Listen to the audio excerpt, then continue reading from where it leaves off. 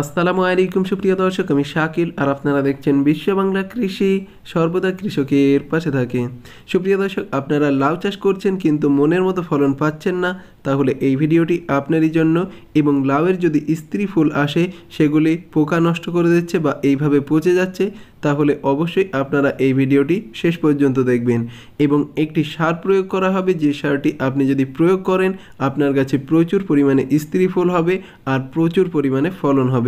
এজন্য অবশ্যই আপনারা এই ভিডিওটিকে শেষ পর্যন্ত দেখবেন।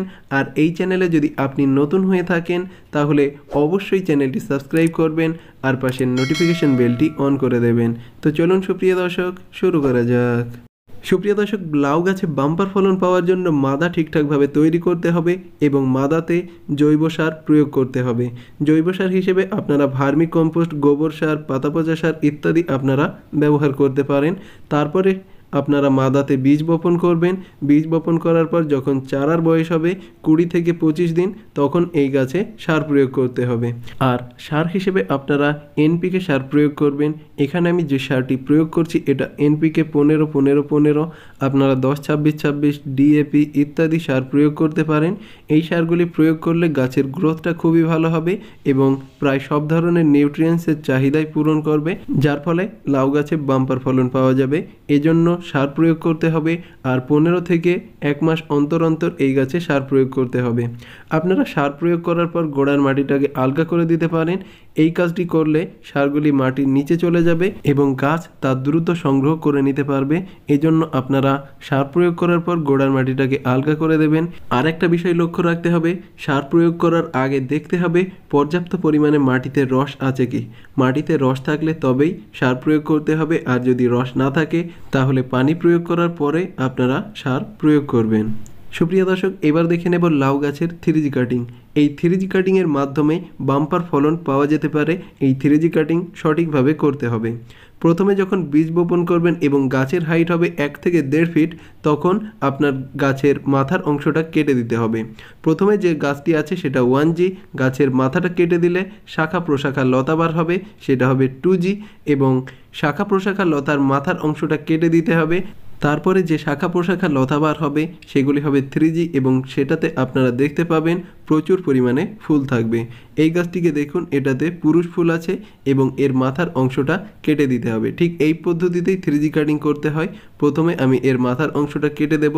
এই মাথার অংশটা কেটে দিলে শাখা প্রশাখা যে লতা বার হবে তাতে কিন্তু প্রচুর পরিমাণে স্ত্রী ফুল থাকবে এবং তা পরবর্তীতে ফলে পরিণত হবে। দেখুন, এই পদ্ধতিতেই বাম্পার ফলন হবে আপনার গাছে। আপনারা এই দ্বিতীয় পদ্ধতিটা অবশ্যই ট্রাই করবেন আপনাদের গাছে, তাহলেই বাম্পার ফলন আপনারা পেয়ে যাবেন। লাউ গাছে বাম্পার ফলন পাওয়ার জন্য 2টি বিষয় মাথায় রাখতে হবে। এক, সার প্রয়োগ করতে হবে নিয়মিত, এবং দ্বিতীয় যে পদ্ধতি সেটা হচ্ছে পানি প্রয়োগ করতে হবে বা সেচ ব্যবস্থা ঠিকভাবে প্রদান করতে হবে। তাহলেই কিন্তু বাম্পার ফলন পাওয়া যাবে লাউ গাছে।